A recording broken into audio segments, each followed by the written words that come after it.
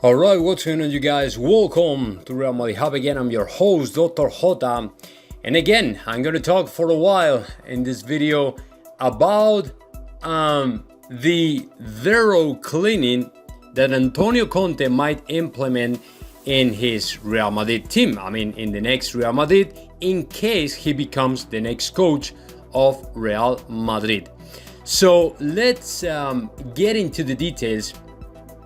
And let's get into what, in my opinion, Real Madrid will be like if Antonio Conte take over the bench of Real Madrid.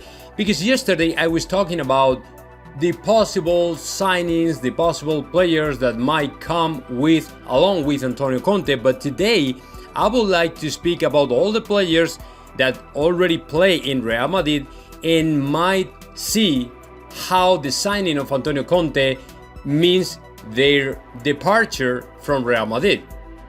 Whether the behavior, whether the physical condition, whether they're in shape or whatever it is, they might see how Antonio Conte kicked them out of the squad for different reasons, right? So I would like to go through the different lines of Real Madrid of the squad. And for example, let's get started with the goalkeeper, then defenders, then midfielders, and of course then forwarders. For example, let's get started with Thibaut Courtois. Okay, so in my opinion, there's no doubt regarding to the future of Courtois in the goal of Real Madrid. He will keep being the number one goalie for Real Madrid with Antonio Conte. No doubt about that. So I don't think that Antonio Conte is thinking about the replacement for Thibaut Courtois or something like that. I don't think so, okay? But if we move on and we go to the defense line, here is the thing. Here will be the core of the whole thing and the big deal and all the stuff. So let's get started, for example, with Dani Carvajal. I mean, although I think that Antonio Conte is very aware that Dani Carvajal is one of the most important players in Real Madrid, and of course, he is a very committed player. The problem is, in 2018, when Lopetegui was sacked from Real Madrid, he said something. I mean, he showed at that moment that he was very close to Lopetegui. And he actually wrote a message in his Instagram account, a very warm message towards Lopetegui, and he showed that they were very good friends and all the stuff. And that is number one reason why I think that he's not getting along with Antonio Conte. You know what I'm saying? I mean, they're not in the same page. They are kind of different characters, completely different, right? So that is number one. And number two, when it comes to the, formation, tactics, and all the stuff, Antonio Conte likes to play with two wingers, right? And Dani Carvajal doesn't have that profile. Dani Carvajal is more a pure right back. That's it. But if you ask him to run up and push up and all the stuff, I think that he's a little bit more limited than, for example, Odriozola or Achraf Hakimi.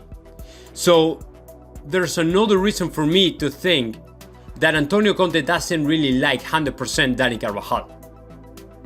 It's not just about his behavior. It's just about from sport or formation-wise, tactical-wise. That's it. That is the only thing. So that is number one. Number two, Odriozola. I think that he has chances with Antonio Conte because he is more winger than right back. But at the same time, he has to be more mature. I mean, he has to become a man, a real man, a real macho, like stronger. He has to show some strength and more powerful and more, aggressive, things like that. That is the kind of things that Antonio Conte loves. So in my opinion, Odriozola is a good player, is a good winger, but still a little bit, immature, tile, it's like, I don't know. I think that he has chances to play though, but still he has to become more, stronger. That is the word. So if we are able to sign Achraf Hakimi, then in my opinion, Achraf Hakimi will be ahead of Odriozola for the as a right wing. You know what I'm saying? So in my opinion, Antonio Conte would love to be able to sign to Achraf Hakimi because he already knows to Achraf because they have been working together in Inter de Milan. But as long as Achraf stays in Inter, in my opinion, Odriozola has more chances to play than Dani Carvajal. So if we move on, Militao, there's no doubt. He's tall, he's a tall guy, tall player, smart player, very good center back. So in my opinion, he will have 100% chance to keep playing in the lineup of Real Madrid. There's no question, in my opinion.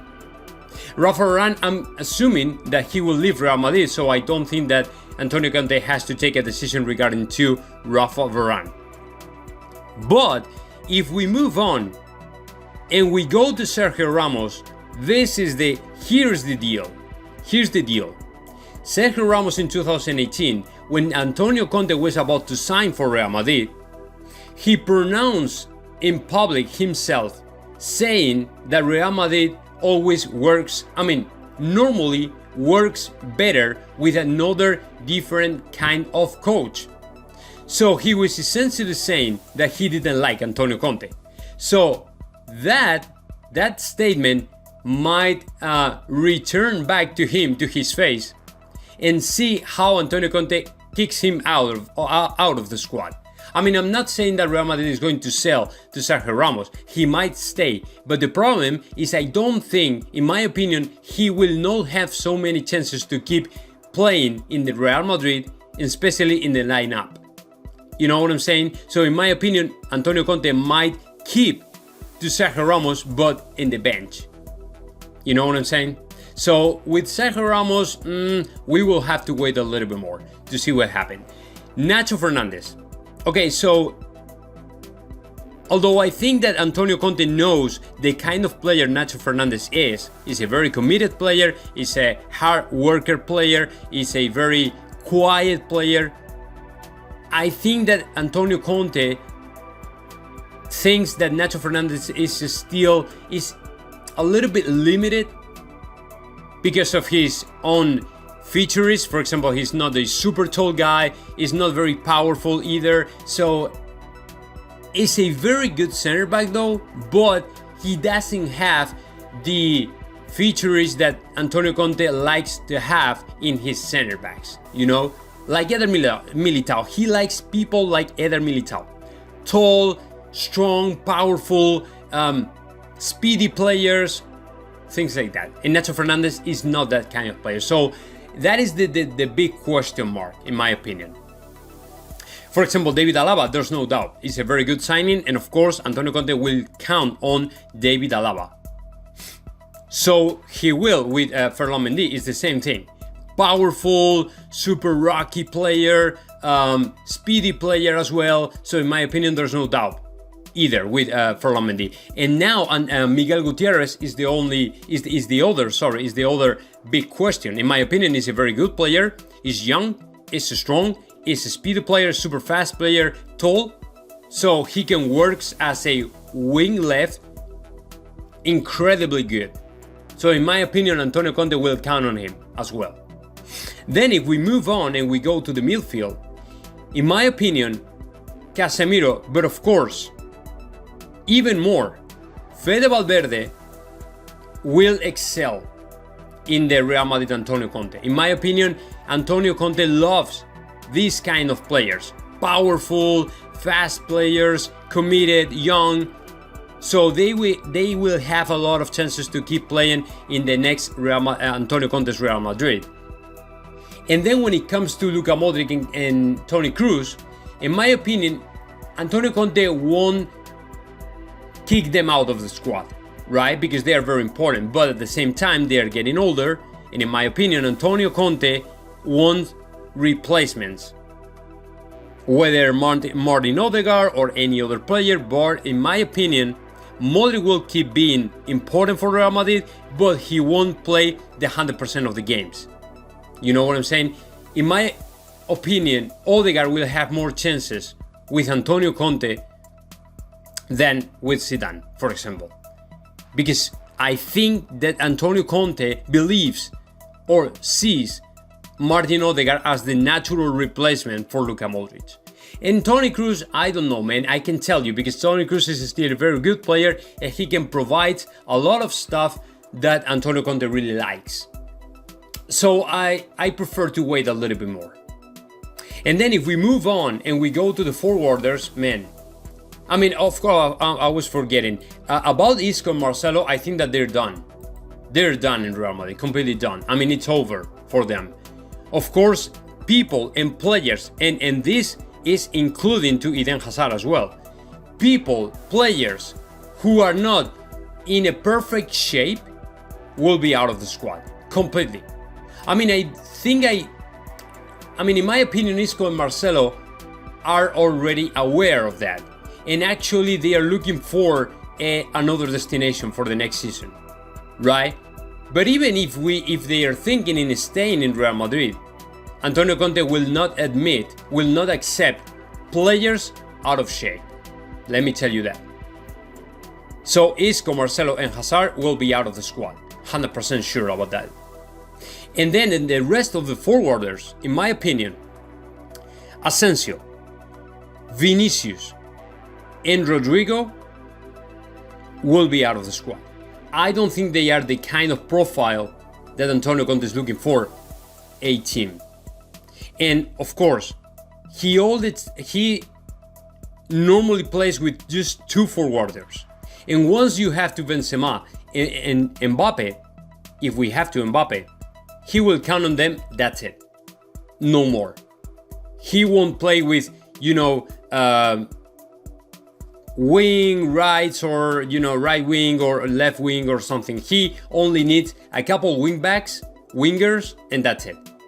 Sorry, wing or fullbacks or whatever you want to call it, that's it. Odriozola, Ashraf or Miguel Gutierrez, that's it. But he won't count on more, left winger, right winger, Vinicius, Asensio, no. I don't think so. Even Benzema, I'm not sure what is going to happen to Benzema, because he might use another younger player for replacing Benzema. But this is a, question mark still.